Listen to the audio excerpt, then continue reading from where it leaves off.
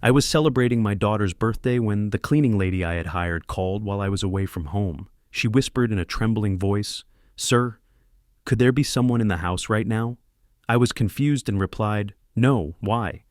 "There's someone in your room." My daughter laughed out loud. Before we continue, please subscribe to the channel and let us know where you were listening in the comments. The phone rang at exactly 6:20 on a February evening, cold enough to make my office windows frost at the edges. I was reviewing old property documents at my mahogany desk when the melody started, a specific ringtone I hadn't heard in a decade. My pen stopped mid-sentence. The screen glowed with her name, Verna, and beneath it, the photo I'd taken of her at the courthouse steps, smiling in that navy dress she loved. My daughter had been dead for 10 years. I stared at the phone until it went silent. 7 rings, then voicemail. My hand didn't move to pick it up. Technical glitch, I told myself. Someone's sick joke. Impossible coincidence. The rational explanations lined themselves up in my mind like defendants awaiting judgment, but none of them felt true. 20 minutes later, it rang again. Same name, same photo, same ringtone that Verna had programmed herself, laughing as she explained I'd never miss her calls this way. I counted the rings this time, 7 again. Then silence. I set the phone face down on my desk and returned to the documents, but the words blurred together. My hands were shaking. By the time Eric called me to dinner at 7:15, the phone had rung 4 more times. I carried it to the dining room and placed it beside my plate, screen visible. Eric sat across from me with Mamie at his side, both of them occupying chairs they had claimed years ago in a house that wasn't theirs. They'd moved into my home after Verna's funeral, temporarily, Eric had said, to keep each other company through the grief. That was a decade ago. I cut my chicken into precise squares, chewing without tasting. The phone buzzed against the table. Eric glanced at the screen, then at me. "You keep looking at that phone like it's going to bite you." His fork paused halfway to his mouth. "Something wrong?" "Nothing that concerns you," I said quietly. He leaned back in his chair, that familiar smirk spreading across his face. "Everything in this house concerns me, Carol. We're family, remember?" I didn't respond. Mamie watched the exchange with bright, eager eyes, the way people watch accidents unfold.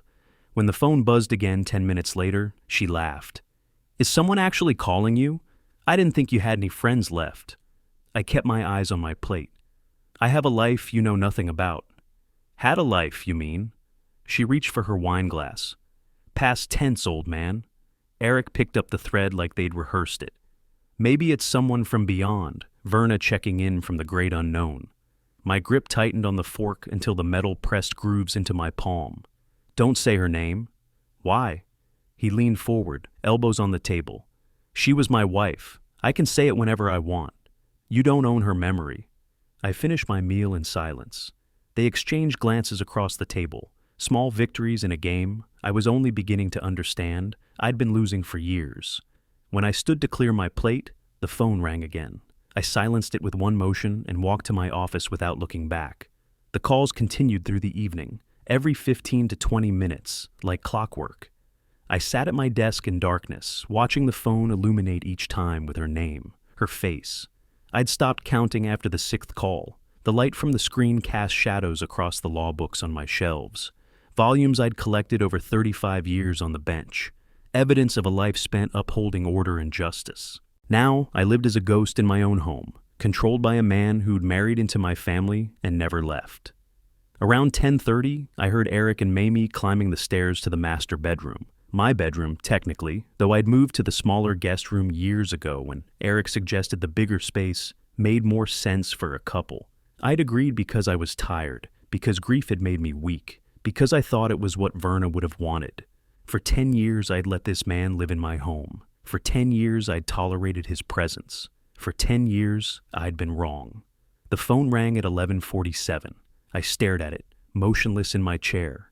8 calls since dinner, no voicemails, just missed calls stacking up in my phone log like accusations. At 2:17 in the morning, it rang again. My hand moved toward it, finger hovering over the screen. Verna's face looked up at me from the photo, 28 years old, 6 months before the accident. The phone vibrated against my palm. 1 ring, 2, 3. I pulled my hand back. Not yet, but soon. Tomorrow, I'd answer. Tomorrow, when my mind was clear and I could face whatever this was. Technology, cruelty, or something I couldn't yet name. Tonight, I just needed to survive until morning. The phone went silent. I opened my desk drawer and removed the photo I kept there, the same one displayed on the screen. Verna smiling at the courthouse steps. I placed it beside the phone and waited for the next call. It came 19 minutes later. Dawn broke gray and cold across my office windows. I hadn't moved from the chair. My eyes felt like someone had lined them with sand, but my mind was sharp in the way exhaustion sometimes makes you sharp. Too alert, every nerve exposed. The phone rang at 7:05, then 7:23, 7:41, 8:09. On the fourth morning call, something inside me cracked, not broke. Cracked like ice under pressure, still holding, but fundamentally changed. I watched Verna's name pulse on the screen. My hand reached out. This time, I didn't pull back. I pressed the answer button and brought the phone to my ear. Dad. Her voice hit me like a fist to the chest. Clear. Real. Unmistakably Verna, though something in the quality suggested recording. A faint digital echo beneath the warmth. I don't have much time. My husband, he's not who he pretends to be. My other hand gripped the desk edge, the wood grain pressed into my palm. I suspect he's planning something. Her voice was urgent, rushed, the way she spoke when she was frightened but trying to stay controlled. If you're hearing this, something happened to me. Check the brakes on my car. This is a voice message programmed to send through cloud storage if I don't cancel it within a week. Dad, be careful with Eric. The recording cut off mid-sentence. No fade, no goodbye, just silence. I sat with the phone pressed to my ear for a full minute after the line went dead. Then another minute. Finally, I lowered it to the desk with both hands, moving like a man who'd forgotten how his body worked. Images flooded my mind. The closed casket funeral because they said the body was too damaged. Eric's insistent help with every arrangement, every decision, every signature. The police report that called it mechanical failure, brake line rupture due to corrosion. The quick investigation that closed within 2 weeks. The way Eric had moved into my house within a month, explaining we could keep each other company through the grief. I'd accepted all of it. Because I was drowning. Because he'd seemed devastated too. Because I couldn't imagine that a man would kill his wife and then sleep in her father's house every night for a decade. But Verna had known. She'd suspected. And she'd tried to warn me. I pulled my hands away from the phone and stood on legs that threatened to buckle. My closet was across the room, 5 steps that felt like 5 miles. I pushed aside old coats until I found the banker's box in the back corner. Dust covered the lid in a thick gray film. I hadn't touched it since the week after the funeral, when I'd filed everything away because looking at it destroyed me. I carried the box to my desk and removed the lid. Inside, the police report, mechanic's assessment, insurance claim forms, photos I'd never looked at. I spread them across the mahogany surface. And for the first time in 10 years, I read them not as a grieving father, but as a judge. The police report was 3 pages. The mechanic's assessment was 2 paragraphs. The brake line had ruptured, they said, consistent with age and corrosion, no signs of tampering. But who had they asked? I traced my finger down the page until I found it. Vehicle owner's husband confirmed car was approximately 8 years old. Regular maintenance performed at owner's discretion. Eric had been their only source. Eric had identified the body. Eric had authorized the tow. Eric had handled everything while I sat in my house and stared at walls. I opened a fresh legal pad and began to write. Evidence points, timeline questions, verification needed. The columns formed themselves, neat and precise. The way I'd structured every case for 35 years. This was what I did. This was what I knew. Build cases from fragments. Find patterns in chaos, take emotion and transform it into structure. At 10:45, Eric walked into my office without knocking. He never knocked. You look terrible. He stood in the doorway, dressed in the expensive casual clothes he bought with credit cards attached to my accounts. Did you sleep at all last night? I closed the folder over my notes with calm, deliberate movements. I slept fine. His eyes moved to the papers scattered across my desk. What's all this? Spring cleaning? Old matters. I met his gaze without blinking. Nothing that concerns you? Something flickered across his face. Confusion, maybe, or the first edge of uncertainty. I'd been passive for so long that my steadiness now felt wrong to him. Mamie and I were thinking it's time to update the kitchen. He leaned against the doorframe, recovering his usual posture of casual authority. New appliances, maybe new cabinets. I'll get estimates if you want to contribute. The old Carol would have resisted, would have mentioned money, budget, necessity. The new Carol, the one who'd heard his dead daughter's warning, smiled faintly. That sounds reasonable. Let me know the numbers. Eric straightened. Really? I thought you'd... Never mind. I'll get the quotes. You do that, Eric. He paused at the door, uncertain now. You're acting different today. Am I? Yeah, calmer. It's good, I guess. I turned back to my papers. I'm feeling very clear-headed. Maybe it's the lack of sleep. He left without his usual parting comment. I listened to his footsteps retreat down the hallway, then fade as he climbed the stairs. Only when I heard the distant sound of the master bedroom door closing did I turn back to my computer. I hadn't opened my laptop in months. The screen took a moment to wake, displaying my desktop with its neat rows of folders. I opened a browser and typed carefully, Private Investigator, Miami Cold Cases. The results populated. I scrolled past the advertisements and clickbait until I found what looked legitimate. 3 names, 3 agencies with reviews mentioning thoroughness, discretion, experience with decade-old cases. I wrote them down on my legal pad beneath the evidence columns, my handwriting steady and precise. She knew. Verna knew what he was, and she tried to warn me, even from death. For 10 years I'd mourned her. For 10 years I'd let her killer live in my house, eat my food, sleep in my bedroom. I'm a retired judge. I know how to build a case. I know how to gather evidence. I know how to be patient. Eric will pay. Not through violence, not through emotion. Through the law he thought would never touch him. I picked up my phone and began to dial the first number. 3 days later, I sat in a coffee shop in downtown Miami, 20 minutes from my Coral Gables home. The location was deliberate, neutral ground where Eric would never accidentally see me. The morning crowd had thinned, leaving empty tables and the hiss of the espresso machine as background noise. Robert Chen arrived exactly on time, mid-40s, dark suit, the kind of face that looked at home in courtrooms or interrogation rooms. He sat across from me without small talk, which I appreciated. I slid the folder across the table. I need this case reviewed. The original investigation was incomplete. He opened it, eyes moving across the police report with the speed of someone who'd read hundreds like it. 10 years is a long time. What makes you think there's something here? A father's instinct, I paused, and inconsistencies in the paperwork. Chen nodded slowly, still reading.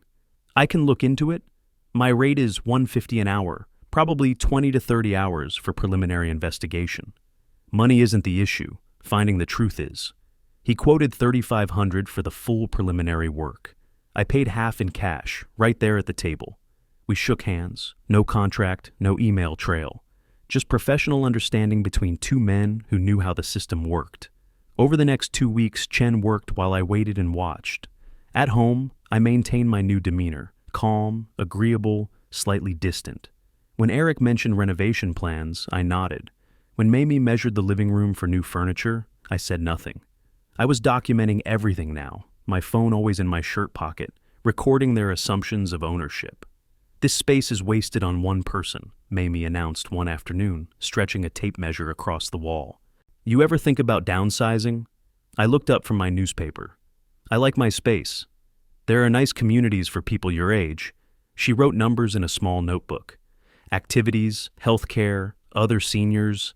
You'd probably be happier. My phone was recording. I'm happy where I am. For now, maybe. She snapped the tape measure closed. But eventually, everyone needs help. I returned to my newspaper. Later, in my office, I saved the file. March 14th, Mamie suggests assisted living. The folder was growing. At dinner 3 days later, Eric made his move. We're planning some updates. The master bathroom is outdated. I cut my chicken into precise squares. This is my house. Exactly. He leaned back in his chair. We're improving your property. You should thank us. I don't recall authorizing any renovations. It's not like you're using that bathroom anyway. I finished chewing, swallowed, took a sip of water. The silence stretched. Eric shifted in his seat, uncomfortable with my lack of reaction. I'd learned something in 35 years on the bench. Sometimes the most powerful response is no response at all.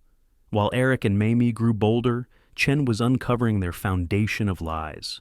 We met again at a different coffee shop, this one near the waterfront. He spread documents across the table between us.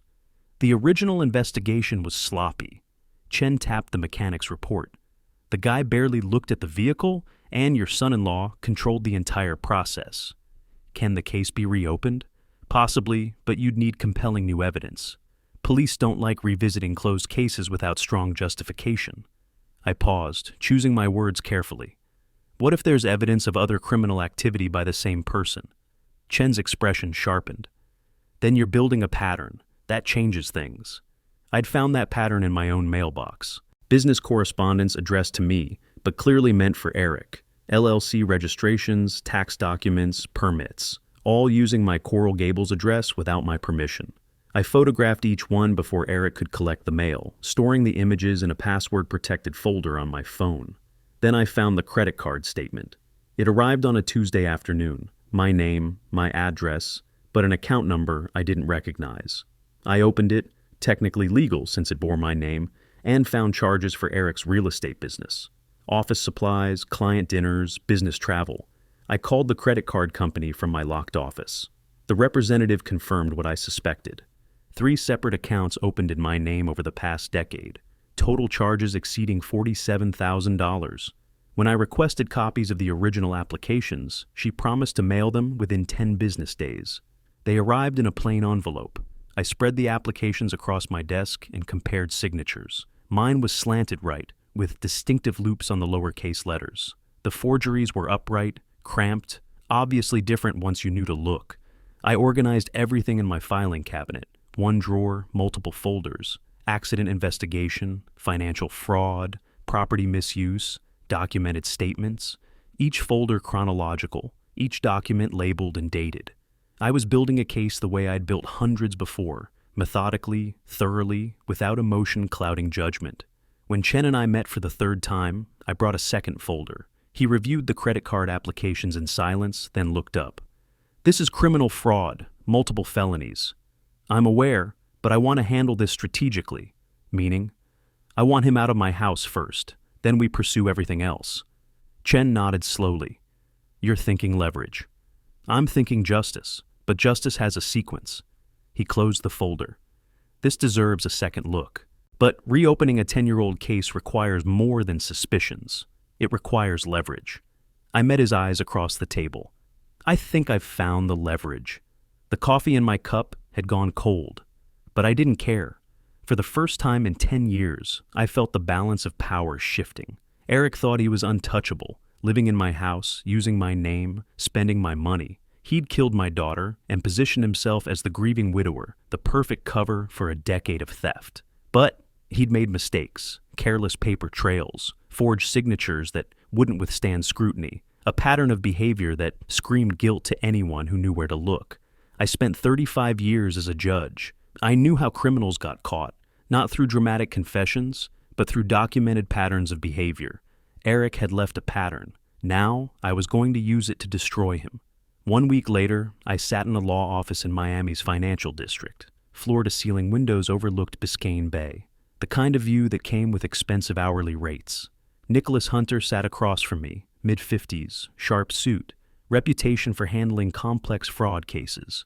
I'd found him through an online legal directory, no personal connections, purely professional. I'd brought 2 briefcases. The first contained my will and estate documents. The second held everything else.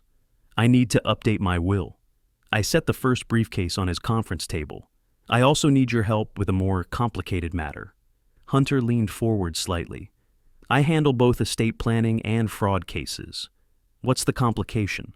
I opened the second briefcase. Someone has been forging my signature for nearly a decade. His expression remained professional, but his posture shifted. Show me everything. I spread the documents across his polished table. Credit card applications, business registrations, loan documents, all bearing signatures that looked like mine but weren't. Hunter examined each one, then pulled my verified signature from my 2020 will for comparison. He used a magnifying glass on the credit card application from 2019. The differences were obvious once you knew to look. Different slant, different pressure, different letter formation. These signatures aren't even close.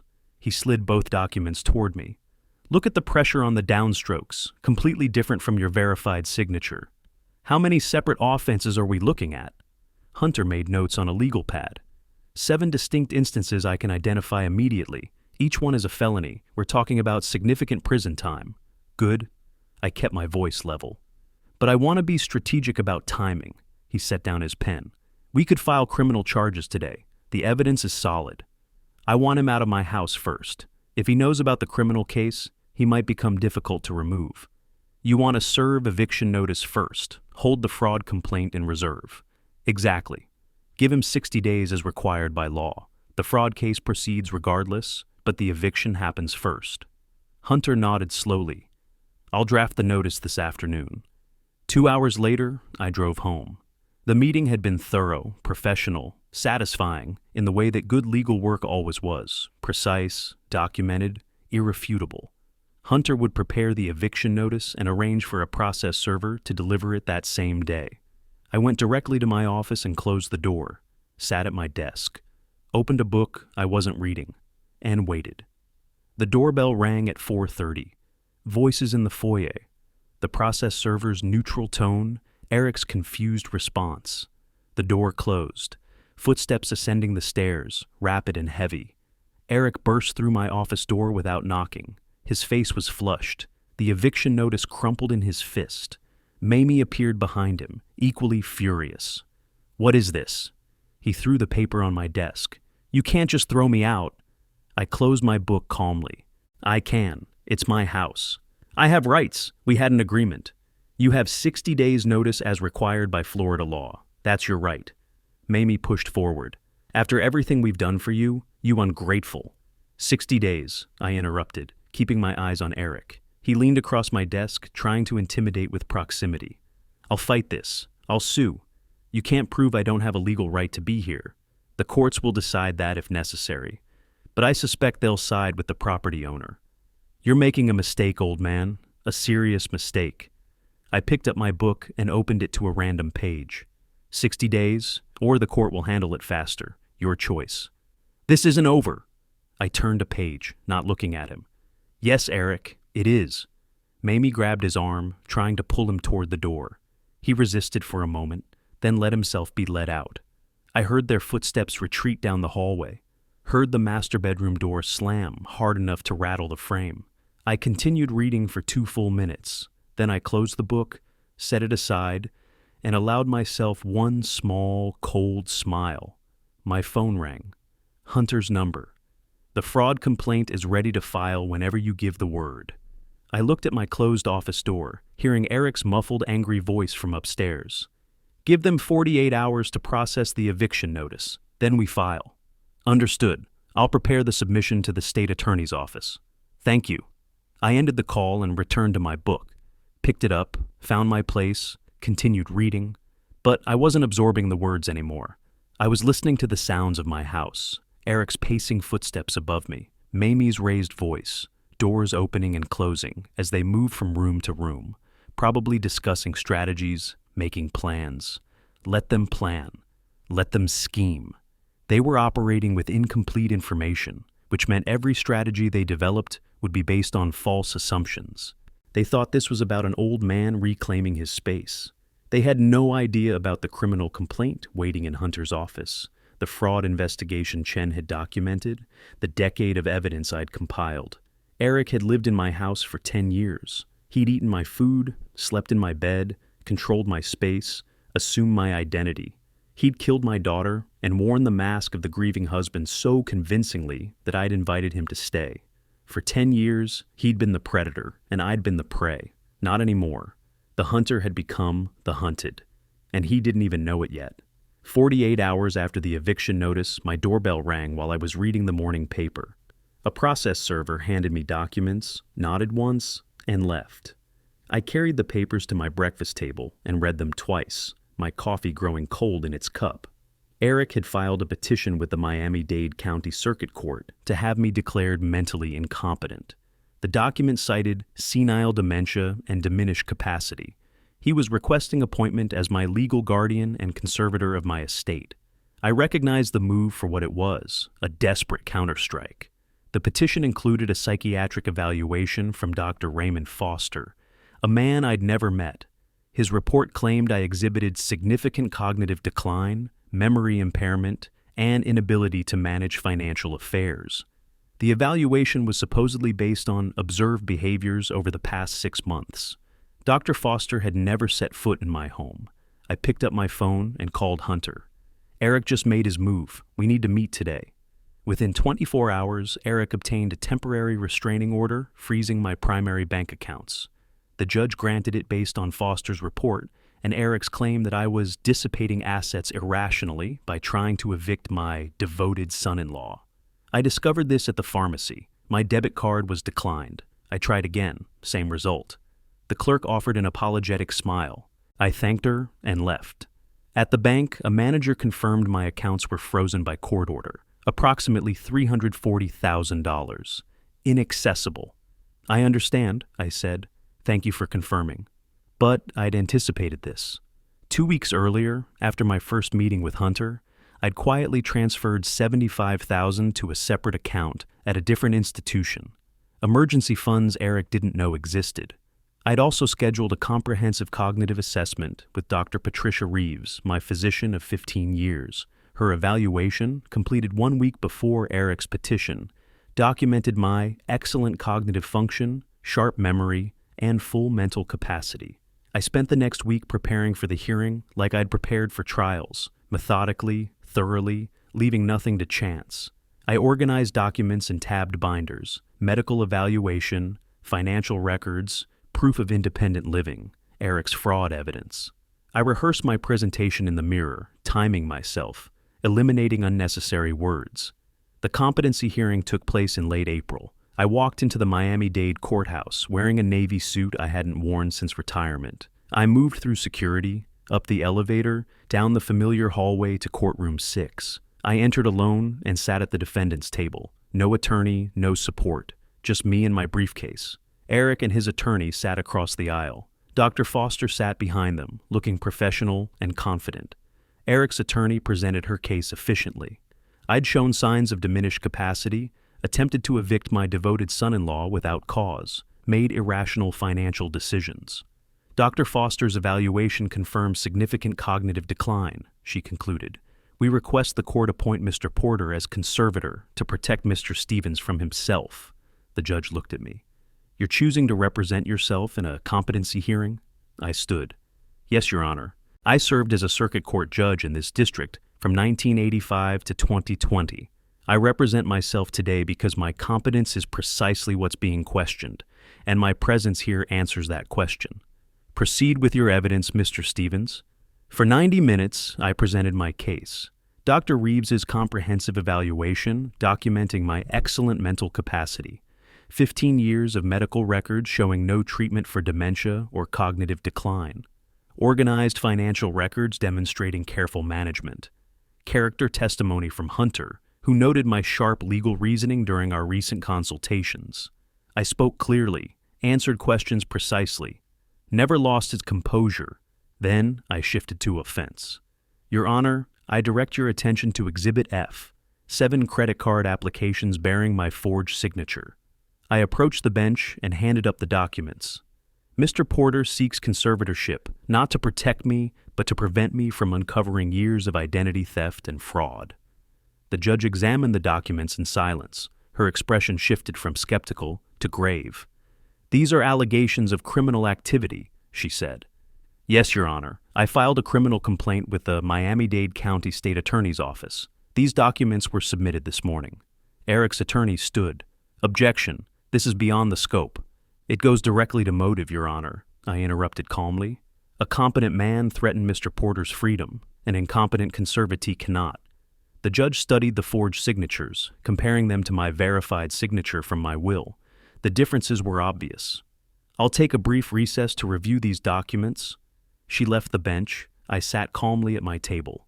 Across the aisle, Eric whispered urgently with his attorney, finally understanding that I wasn't a confused old man. I was a judge who'd been building a case. The bailiff called the courtroom to order. The judge returned. I rose. Her ruling would come next, but the power had already shifted. Eric's face had drained of color. His attorney was closing her briefcase with quiet, deliberate movements. I'd spent 35 years in courtrooms. I knew what a losing case looked like. This was one. The judge settled into her chair and looked directly at me. After reviewing all evidence presented, this court finds no credible basis for declaring Mr. Stevens incompetent. To the contrary, Mr. Stevens has demonstrated exceptional mental clarity and legal acumen. I remained standing, hands resting calmly on the table. Furthermore, she continued, this court is deeply troubled by evidence suggesting the petition was filed not out of concern for Mr. Stevens' welfare, but to prevent discovery of alleged criminal activity by the petitioner. Eric's attorney whispered something urgent. He didn't respond. The petition is denied. All restraining orders are lifted immediately. I'm ordering a forensic audit of Mr. Porter's financial activities and referring the fraud evidence to the state attorney. She banged her gavel once. We're adjourned. Eric's attorney leaned close to him. We need to leave, now. But Eric sat frozen, staring at the table in front of him. Hunter and I walked directly from the courtroom to the state attorney's office in the same courthouse complex. He placed a thick manila envelope on the assistant prosecutor's desk. I sat beside him in silence as she removed documents one by one, forged signatures, credit card statements, business registrations. These signatures aren't even close, she said, comparing them to my verified signature. This is textbook forgery. 7 separate instances over 8 years, Hunter said. Total fraudulent charges exceed 47,000. And he was living in your client's home the entire time? 10 years, I said, since my daughter's death. She made notes on a legal pad. We'll assign this to financial crimes. Expect contact from investigators within 48 hours. That afternoon, I met Chen at a different coffee shop, this one near the waterfront. Hunter came with me. Chen slid a folder across the table without preamble. The forensic analysis is conclusive. The break line was deliberately compromised. I put on my reading glasses and read every page in silence. Hunter watched me, waiting. When I reached the expert's conclusion, deliberate tampering, I stopped, removed my glasses, folded them carefully and placed them on the table. My hands were steady, but my jaw tightened. This proves it wasn't an accident, I said quietly. It proves the mechanical failure was intentional, Chen replied. Combined with your son-in-law's behavior and the fraud charges, this is enough for police to reopen the investigation. Hunter leaned forward. We're talking about potential murder charges. We're talking about justice for my daughter. Chen also provided witness statements from the original tow yard operator. Eric had been very insistent about which mechanic should inspect the vehicle and in a hurry to have it scrapped. That evening, my phone rang. Detective Maria Cardenas, Miami-Dade Police Homicide Unit. The word homicide landed differently than accident. I'd like to schedule a formal interview about your daughter's death, Mr. Stevens. Based on new evidence, we're reopening the investigation. After 10 years of grief, I was closer to the truth than I'd ever been. The next morning, my neighbor called. Carol, there's a moving truck in your driveway. Eric is loading things from your house. I drove home immediately. Eric and Mamie were hastily packing paintings, electronics, valuables into boxes. A moving truck sat in my driveway with its rear door open. I removed my phone from my pocket and began recording. Stop recording me, Eric shouted when he noticed. This is my property. Nothing in this house is your property. Mamie appeared in the doorway carrying a lamp. We have a right to our belongings. You have a right to leave, that's all. Eric moved toward me, his face flushed. You're going to regret this, old man. I promise you that. I kept filming. The police are on their way. They arrived within 10 minutes. Hunter arrived shortly after with a document. A restraining order I'd obtained that morning, preventing Eric from removing any property pending investigation into ownership. The lead deputy reviewed the order, then looked at Eric. Sir, I have a court order preventing you from removing any items from this property. Those are my things. Paintings I bought, electronics I need. The court will sort out ownership. Right now, you need to leave the premises immediately. This is a legal seizure. I'm calling my lawyer. You're welcome to do that, from somewhere else. You're trespassing now. Leave voluntarily or I'll arrest you for violating a court order. Eric and Mamie were escorted to their car. The moving truck drove away empty. I stood on my front porch watching. Eric turned back once, shouting something I couldn't hear. I didn't respond, didn't move. Only after their car disappeared around the corner did I turn and walk back inside, closing the door with a quiet, final click. For the first time in 10 years, the house was mine again. I walked through the rooms, noting everything Eric had touched, changed, claimed. The master bedroom where he'd slept, the office where he'd conducted his fraudulent business, the dining table where he'd mocked me.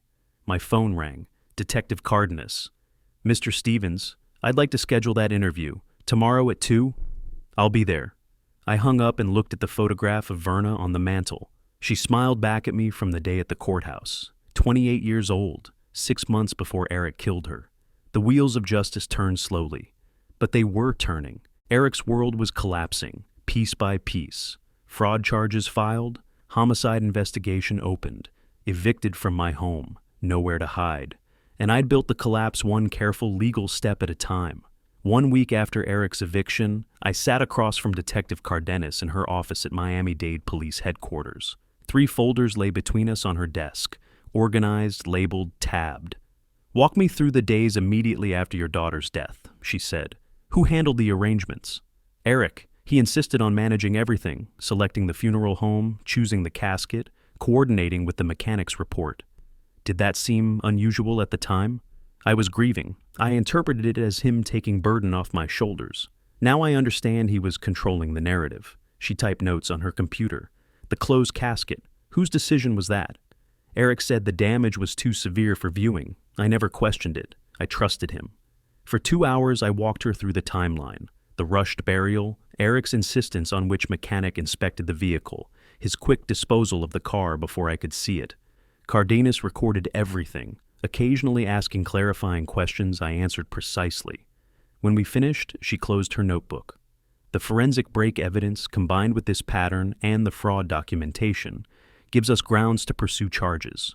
3 weeks later, she called. Mr. Stevens, I wanted to inform you personally. We arrested Eric Porter this morning. I set down my pen. What are the charges? 7 counts identity theft, document forgery, financial fraud, and voluntary manslaughter in connection with your daughter's death. I paused. Manslaughter, not murder. The evidence supports he tampered with the brakes knowing it would cause failure, but we can't prove he intended death at a specific time or place. Manslaughter fits the evidence pattern better for prosecution. I understand. Thank you for the call. Eric had been arrested at a budget motel on Miami's outskirts. Bail was set at $500,000, far beyond his reach, with his accounts frozen and assets under investigation. Mamie had vanished completely. Phone disconnected, no forwarding information. Eric sat in Miami-Dade County Jail, alone. By early July, the state attorney presented the case to a grand jury. The evidence was overwhelming: forged signatures, financial records, automotive forensic analysis. The grand jury deliberated less than 3 hours before returning indictments on all charges. The preliminary hearing was scheduled for mid-July. I arrived at the courthouse 30 minutes early, passed through security, nodded to familiar faces, bailiffs and clerks who remembered me from my judicial years. I took the elevator to the 3rd floor, entered courtroom 6, and selected a seat in the 3rd row on the aisle, visible but not prominent. I removed a small notebook and pen from my jacket pocket, preparing to take notes as I once did when observing other judges' proceedings. When the side door opened and Eric shuffled in, wearing restraints, I leaned slightly forward. He moved differently now, shoulders slumped, the confident stride gone. His orange jumpsuit was a sharp contrast to the expensive clothes he'd worn at my dining table. The prosecutor presented evidence methodically: forged documents, break analysis, financial records. Eric's public defender argued the charges stemmed from family disagreement and requested bail reduction. Judge Brennan, a colleague from my years on the bench, reviewed the documents in silence. The severity of these charges, combined with the defendant's recent attempt to remove property from the victim's home, indicates significant flight risk. Bail reduction is denied. As bailiffs prepared to escort Eric back to holding, he scanned the courtroom. His eyes found me in the 3rd row. For several seconds, we stared at each other. I watched understanding flood his face. Every step I'd taken, every piece of evidence I'd gathered, every legal mechanism I'd activated. His expression shifted from confusion to comprehension to rage. He tried to speak. His mouth opened, but the bailiff firmly guided him toward the exit. I maintained steady eye contact until the door closed behind him. A woman beside me, a court reporter I'd worked with for years, whispered, "That's the case everyone's been talking about. The son-in-law who killed his wife?" "My daughter," I said quietly. She turned, realizing. "I'm sorry. I didn't... You're Judge Stevens." "Not anymore. Today I'm just a father. Justice takes time, but it comes." I stood to leave. "Sometimes it takes 10 years. Outside, afternoon sunlight struck the courthouse steps. I stood where I'd stood countless times after delivering verdicts. But this time, I was on the other side. Not the judge, but the father who'd sought justice. My phone rang. Hunter. "Eric's trial date has been set for early August." "Thank you," I said, and ended the call. I descended the courthouse steps slowly, each one a step away from the past decade of living with my daughter's killer. The wheels of justice had caught Eric Porter. Now came the final accounting. Early August brought humid air and a reunion I hadn't expected. Tyler stood waiting outside the courthouse when I arrived, wearing a suit that mirrored mine, standing with the same upright posture. My son, 44 years old. I hadn't seen him in nearly 3 years. Our relationship fractured after Verna's death, each of us retreating into separate grief until the distance became a canyon neither knew how to cross. We walked toward each other, didn't embrace, just stood there. "I should have come sooner," he said. "Years sooner. You're here now. That's what matters. I couldn't face it after Verna. I couldn't face you. I'm sorry." We both retreated into grief. But today we stand together. For her? For her. We climbed the courthouse steps side by side, our strides matching. I noticed we were the same height now. When had that happened? Inside, we passed through security together, rode the elevator in silence that wasn't uncomfortable, and entered the courtroom. Tyler and I sat in the second row, directly behind the prosecution table. He removed his phone to type notes. I opened my small notebook. Throughout the morning, we maintained identical posture, back straight, hands folded, attention unwavering. Assistant State Attorney Rebecca Walsh stood for her opening statement. "The evidence will show that Eric Porter tampered with his wife's vehicle, causing her death, then positioned himself in her father's home to systematically steal for a decade. He forged signatures. He opened fraudulent credit accounts. He used Carol Stevens' identity, address, and trust for personal enrichment. When discovered, he attempted to have Mr. Stevens declared incompetent, the final manipulation to cover years of crime. This is not a family dispute. This is calculated predatory behavior. The evidence will prove it beyond reasonable doubt." Over 3 days, the prosecution built its case. A forensic documents examiner demonstrated forged signatures with enlarged photographs, showing how Eric's attempts to mimic my handwriting failed in pressure, slant, letter formation. A financial analyst traced the fraudulent credit cards through years of statements. The automotive forensic expert explained the brake tampering with technical precision, photographs of the scored brake line, analysis of tool marks inconsistent with road debris or natural wear. On the 4th day, I took the witness stand. Walsh walked me through my discovery process. "Mr. Stevens, how did you first suspect the accident wasn't accidental?" "I received a recorded message from my daughter, created before her death, and programmed to send if she didn't cancel it. She warned me about her husband." "What did you do with this information?" "I hired a private investigator to review the accident. His findings confirmed deliberate brake tampering." "Why didn't you confront Mr. Porter directly?" "Because I'm a retired judge. I know how evidence works. I documented everything and reported it to the proper authorities. That's how justice functions." Eric's defense attorney stood for cross-examination. "Isn't it true you wanted Eric out of your house and used these allegations as justification?" "I wanted the truth. The truth showed he was stealing from me. Yes, I wanted him out." "You spent months building a case against him. That sounds like revenge to me." "I spent months gathering facts. Facts aren't revenge. They're evidence." "You're a former judge with connections throughout this courthouse. Don't you think that influenced this prosecution?" I looked directly at the jury. The evidence influenced this prosecution: 7 forged signatures, $47,000 in fraud, a tampered brake line. Those facts would prosecute anyone, regardless of connections. The defense called Eric's former business partners, attempting to establish his character. Instead, each witness revealed deceptive practices, misrepresented property values, forged client signatures, shell companies to hide assets. The defense rested early, having done more damage than good. Eric never testified. His attorney kept him silent.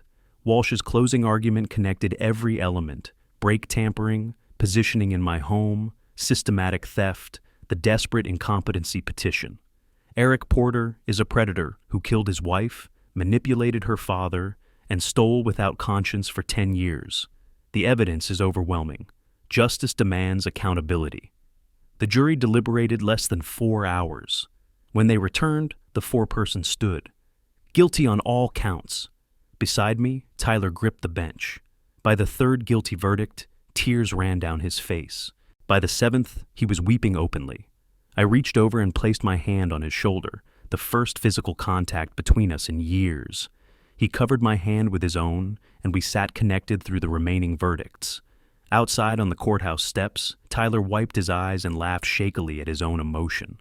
We stood shoulder to shoulder, looking at the Miami skyline as the evening approached. "She would want you to know you did the right thing," he said, voice thick. "Your sister saved me. That recording gave me purpose again. She saved both of us then. I came back for the trial, but maybe I came back for more than that." I placed my hand on his shoulder and left it there. "You're always welcome home." I think I'd like that. To come home, I mean. Not permanently, but more often. The house has been too quiet for too long. We stood together in silence, 2 men beginning to rebuild what grief had fractured, united by the justice finally served. 1 week after the verdict, Tyler and I walked into the courthouse together for the sentencing hearing. We moved closer now than we had during the trial, occasionally speaking in low tones, the awkwardness between us slowly dissolving. The courtroom filled with familiar faces: Walsh, Eric's attorney, court personnel, a few journalists with notebooks. Eric was led in wearing jail clothing. He'd lost weight in the week since conviction. His face looked drawn, older. He didn't scan the courtroom this time, just stared at the defense table in front of him. Tyler and I took our seats in the 2nd row, waiting. Judge Brennan reviewed the conviction, then looked at me. "Mr. Stevens, do you wish to make a victim impact statement?" I stood, buttoned my suit jacket, an old habit, and walked to the podium between the prosecution and defense tables. I adjusted the microphone down slightly, placed my hands on either side of the podium, and looked directly at the judge. "Your Honor, Eric Porter took my daughter's life through deliberate action. Then he positioned himself in my home and took my resources through systematic fraud." I paused, letting the words settle. "For 10 years, I lived with my daughter's killer, believing him to be a grieving husband. He exploited that grief without conscience. He took my sense of security, my financial resources, and my trust. The evidence has proven these facts beyond doubt." Another pause. "I trust this court to impose a sentence that reflects the severity of these crimes and protects others from similar exploitation." I returned to my seat. Tyler's hand moved immediately to cover mine on the armrest between us. The grip was brief but firm. I accepted it, and we both faced forward again. Eric's attorney rose. "Your Honor, my client has no prior criminal record. He's 42 years old, young enough to rehabilitate and contribute to society. The manslaughter charge rests on circumstantial mechanical evidence from a 10-year-old incident. The fraud charges, while serious, involved relatively modest sums. A sentence of 5 to 7 years would be appropriate and allow for rehabilitation while still imposing serious consequences." Walsh stood. "Your Honor, the defendant showed no remorse. When discovered, he didn't admit wrongdoing. He tried to have his victim declared incompetent. He attempted to flee with stolen property. He fought every step of the legal process. This wasn't one mistake. This was a decade of calculated predation. The modest sum of $47,000 understates the harm. He stole security, trust, and peace of mind. The sentence should reflect that pattern." Judge Brennan reviewed documents in silence. Then he looked at Eric. "Mr. Porter, you were convicted by a jury of your peers on all counts. The evidence demonstrated a systematic pattern of exploitation spanning a decade. You violated familial trust in the most profound way, killing your wife, then exploiting her father's grief for personal enrichment. You showed no remorse when confronted. Your actions demonstrate calculated predation of a vulnerable victim. He paused. You are sentenced to 15 years in Florida State Prison, 7 years for fraud and forgery, consecutive with 8 years for voluntary manslaughter, parole eligibility after 85%, full restitution of $47,000 plus interest. When the judge said 15 years, Eric's knuckles turned white, gripping the table edge. His jaw tightened. His eyes closed briefly. But he didn't slump or protest. When his attorney leaned close to whisper about appeals, Eric raised one hand, palm out, in a gesture of refusal. He shook his head once. The attorney sat back. As bailiffs approached, Eric turned in his seat, looking back over his shoulder. His eyes found mine. I didn't flinch, just maintained eye contact across the courtroom. The look lasted perhaps 5 seconds. Eric nodded once, barely perceptible. I remained absolutely still, witnessing. Then he faced forward and was led away, disappearing through the side door. The courtroom began to empty. Tyler turned to me, eyes wet. "Dad, did you know all along? From the moment you got that call?" I considered the question. "Your sister told me. It just took 10 years to hear her." Outside in the August heat, we stood facing each other. Tyler's tears fell freely now. "I'm sorry I wasn't there. After Verna died, I couldn't stay. Couldn't watch you living with him. I should have." I stopped him with a hand on his shoulder. "You're here now. That's what matters." He shook his head, crying. "You did this alone, built the case, faced him down, brought him to justice, all while I was 3,000 miles away." I pulled him into an embrace, the first real one in years. At first tentative, uncertain of boundaries.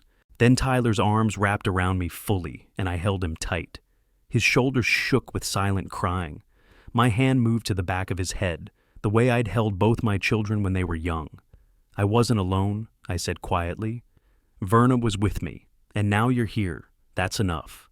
We stood like that while people walked past us on the courthouse steps, until Tyler's breathing steadied and he stepped back, wiping his eyes but smiling through tears. The courthouse doors closed behind us, and we walked toward the future. Several days after Eric's sentencing, I stood in my home office in the morning sunlight.